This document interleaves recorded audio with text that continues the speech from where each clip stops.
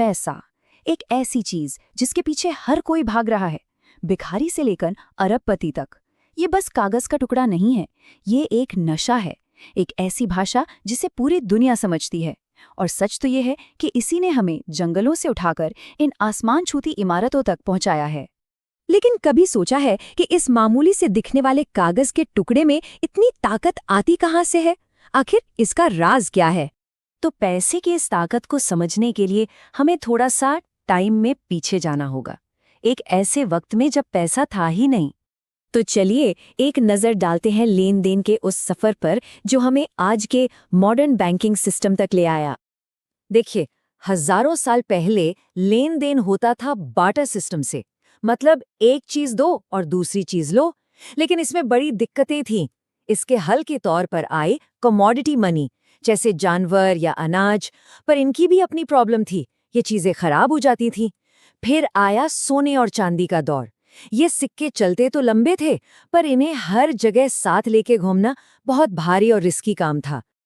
अब असली मजेदार बात तो यहाँ से शुरू होती है कि कैसे सोने के बदले दी गई एक मामूली सी रसीद ने सब कुछ बदल कर रख दिया। उस वक्त के सुनारों ने लोगों को एक ऑफर दिया, कहा अपना सोना हमारे पास सुरक्षित रखवा दो, और बदले में वो एक कागज की रसीद दे देते थे जिसे कहते थे IOU, यानी IOU। धीरे धीरे यही कागज की रसीदें लेन देन का जरिया बन गईं, क्योंकि हर किसी को भरोसा था कि इस कागज के पीछे असली सोना रखा हुआ है। कुछ टाइम बाद सुनारों ने एक बहुत बड़ी बात नोटिस की। उन्होंने देखा कि लोग तो अपना सोना वापस लेने आए ही नहीं रहे हैं, वो सब आपस में बस उन्हीं रसीदों से लेन देन कर रहे थे। मतलब अब वो कागज खुद पैसा बन चुका था। और बस यहीं से एक बहुत ही चालाक आइडिया ने जन्म लिया। सुनारों ने सोचा, जब सब लोग एक साथ सोना निकालने आते ही नहीं है, तो क्यों ना ऐसी रसीदें की उधार दे दी जाएं जिनके बदले में सोना रखा ही नहीं है। और इसी एक आइडिया ने आज के मॉडर्न बैंकिंग सिस्टम की नींव रखी, जिसे हम कहते हैं फ्रैक्शनल रिजर्व बैंकिंग। तो चलिए अब जरा हमारे फाइनेंशियल सिस्टम के उस गहरे राज को समझते हैं जिसे ज्यादातर लोग जानते ही नहीं।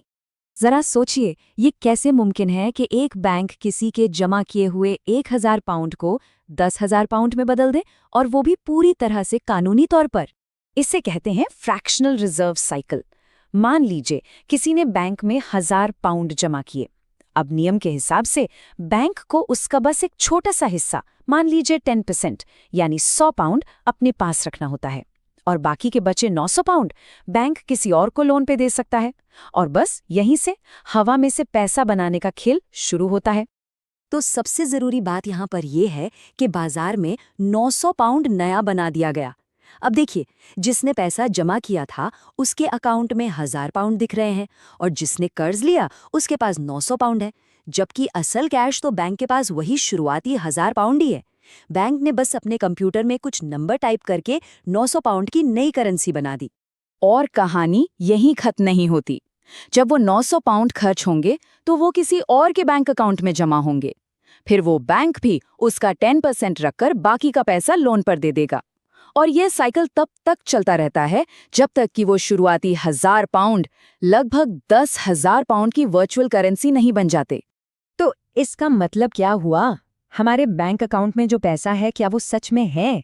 इसका मतलब ये है कि दुनिया में जितना भी पैसा मौजूद है उसका 90% से ज्यादा हिस्सा तो असल में है ही नहीं। वो फिजिकल कैश है ही नहीं, वो सिर्फ कंप्यूटर स्क्रीन पर दिखने वाले डिजिटल नंबर हैं। और यही इस सिस्टम की सबसे बड़ी कमजोरी है।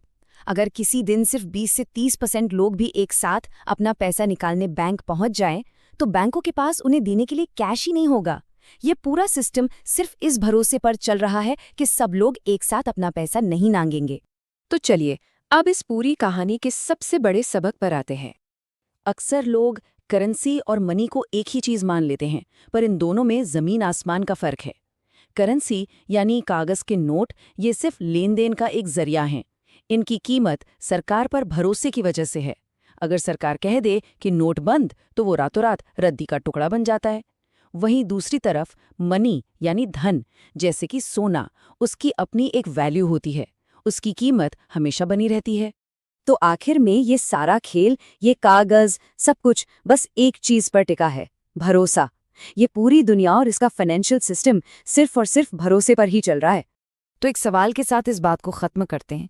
अगर हमारा पूरा का पूरा फाइनेंशियल सिस्टम सिर्फ भरोसे की नींव पर खड़ा है, तो क्या होगा जिस दिन ये भरोसा डगमगाने लगेगा?